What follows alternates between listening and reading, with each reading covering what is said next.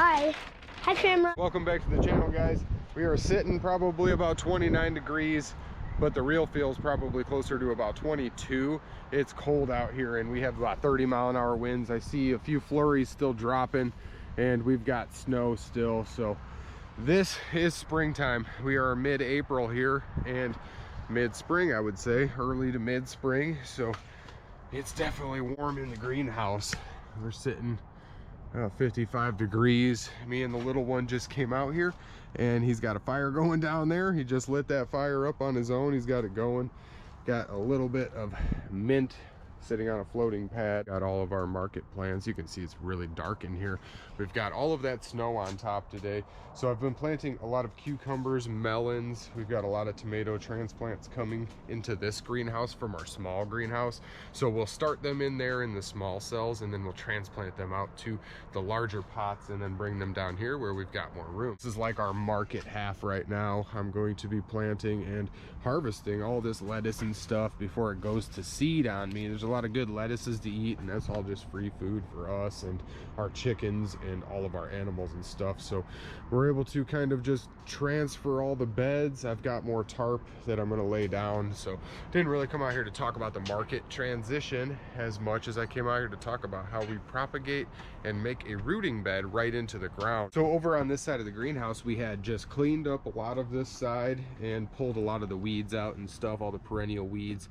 You can see we got more coming up here. You can see all of our radishes here. These are a French breakfast radish. We've sown some outside, but we've got the majority of them popping up inside. We've got a little dry spot on the bed here because our walkway remains dry. We never really water the walkway here. So we've got all of this moist soil where all of our sprouts are actually popping through, and then we've got this bed. So we kind of just water from the back and then all of the water washes up to the front until it basically runs out of water, and this is the ending spot. So I'm going to have to continue to water this a little bit more than the rest, but using those little trenches works really well because it just kind of floods it through, and as long as your seeds are intact and in the soil, they won't wash through and you won't have a cluster of them. So moving on down here, we've got the actual bed where the rooting bed is going to go. So this is kind of a little project we've got. I moved my rain barrel over there and kind of drained it out and watered everything up a bit. Got this maybe 2 by 3 foot square area, and I'm going to kind of dig this up and I'm going to put the camera up and we're going to go through this whole process and I'm going to show everybody how I make this bed and how I make it so I can pull all of the roots out without them being stuck into the ground, and how I prevent any damage happening when I'm actually transplanting all of these cuttings out. Now I'm going to have a whole bunch. All of those mulberry cuttings are going in. There's probably about 30, 40, maybe 50 in there. So I'm going to put those in a little row here, and then I will have more cuttings I can put in this bed afterward.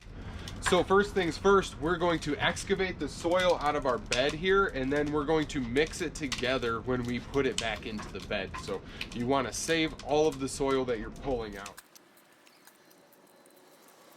Here, it is warm in here. I am sweating just excavating this little hole here.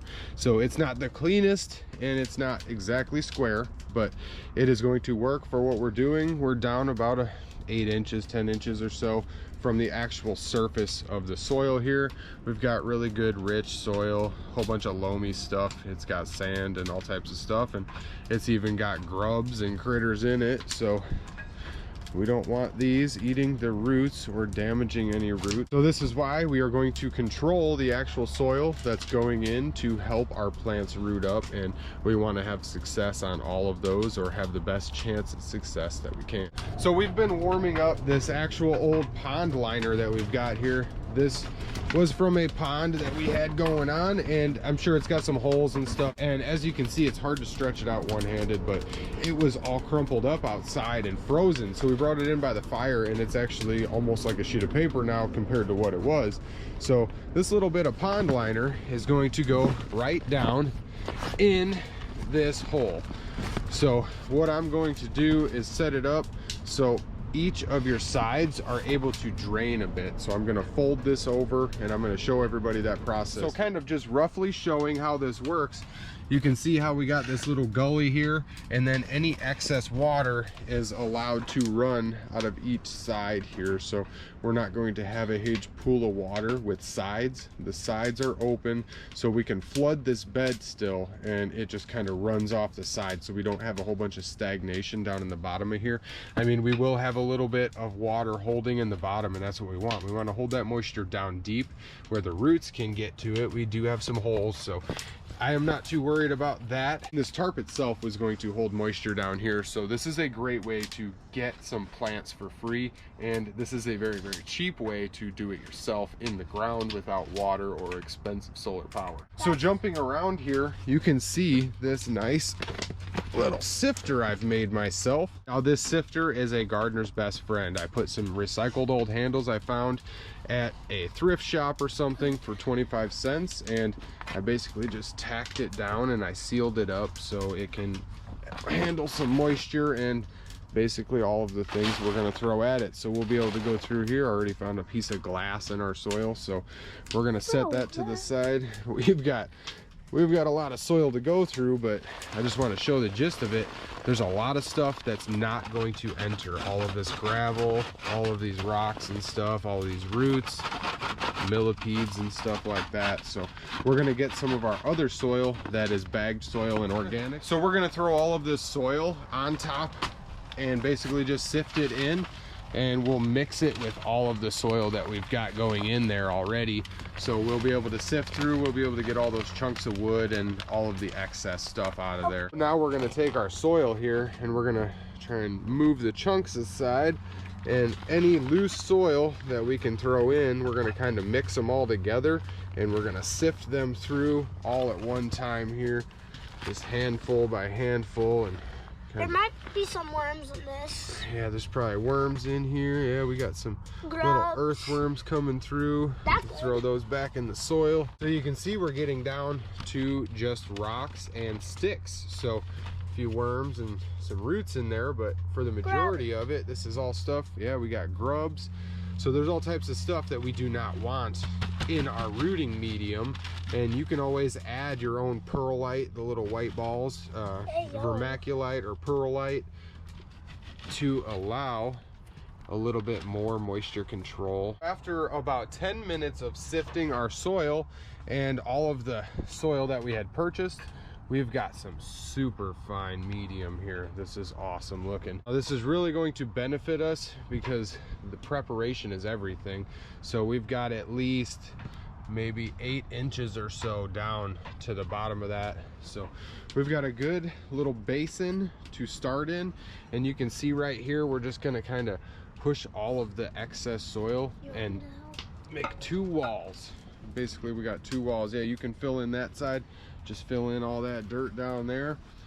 So this little team project, we have got a lot accomplished. Got some really fine soil here. It almost takes up my whole entire hand, guys. Got it deep enough for our plants, and everything we have taken out of it, all of this junk. We've got rocks and all types of stuff. It's freezing. Cold down there? Yeah. So this is everything we took out. All of the sticks, rocks, and chunky stuff. Basically everything you don't want. All of our fine medium is basically how you want it. Once you got your medium finished and you've got a good medium to work in, you can just go ahead and start sticking cuttings in there. So we're gonna go ahead and we're gonna stick them in, and this will take a little while here.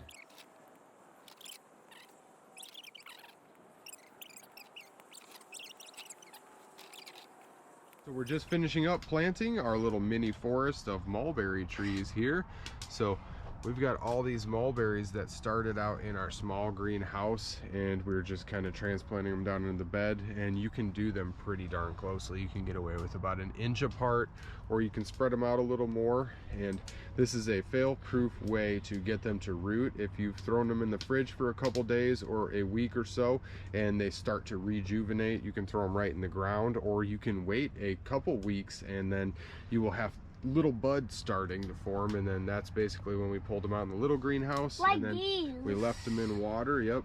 and then they started to regrow and started to root. We're going to throw these down in the soil, leave them for about a month or so, and then we will be able to just simply come by and we will be able to pull this whole thing up, and all of them will lift out. They won't be stuck in the ground. They won't have all of the pests and stuff because we controlled the medium that they're in and we controlled the drainage. So this is a very simple little DIY rooting bed anybody can do. My little 6-year-old who's eating my cilantro, he helped me do this today, and it was pretty simple. So there's a few things I want to talk about before I let everybody go. So I really wanted to show this system that is a in-ground and using soil system, as opposed to using water or electronics where you have solar aquaponics and stuff like that. So it is a very simple, straightforward process. No electrical, no plugins, no solar power, and no water. So this is a very easy way. The next thing we're going to show is aquaponics. So I figured I would show this first because this is a very simple way to get some free plants. So we use that little pond liner as a barrier, and that is going to prevent any roots from tapping down too deep. And we're not going to have any issues because we'll be able to pull that barrier up, and those roots will come up and they'll be able to be transplanted without damage. You can also use this method throughout the entire winter. You can dig that hole out and then throw some of our insulation like we got on the wall, some subsoil insulation, and you can kind of insulate the whole bed and then throw your liner down, and then you can fill it with soil and medium, and then you can have all of your plants propagating or your midwinter cuttings growing. So I made a big deal about controlling the soil quality. You want to have a good medium to grow into. Now we use our pebbles, all of our little clay pebbles and stuff like that, the little clay pebbles, and then you can use all types of soils as long as it's got good drainage and good moisture content. Now the rooting medium you use always directly affects your success rate. So using an in-ground method inside the greenhouse with all of the prep work that we put in, we should have about 80 to 90% success on all of these cuttings. Now if we were using water, we'd probably have about the same amount success, probably even higher, maybe 90 to 95% success when we're rooting in water or aquaponics like that. So water is a lot easier to get them to root, and it takes a lot less time. But with this method in the ground, it's a lot less work, so it's a lot less intrusive. Once I do the work one time, I really don't have to do a whole lot. There's not a system to maintain, there's not water to keep flowing or fish to keep alive. I'd really like to thank everybody for sticking around and watching this video and checking this one out. This one was very cool. I've done this almost every spring now. So every spring we'll take some of these plants and all of our cuttings and we'll just make a little rooting bed here, and we found that this method works very, very well to be able to just come and pull them all up at one time.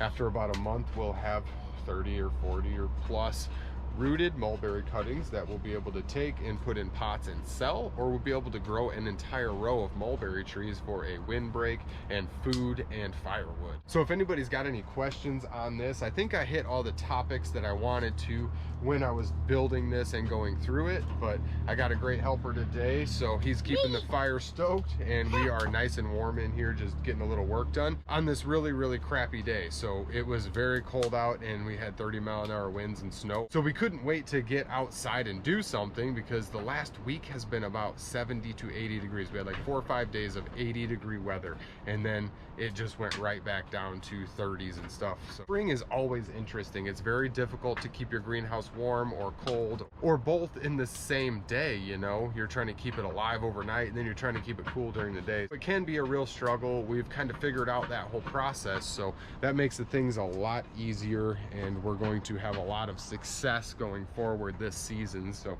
I'd really like to thank everybody for watching, and if anybody has any questions, please drop in the comments below, and I will see everybody next time.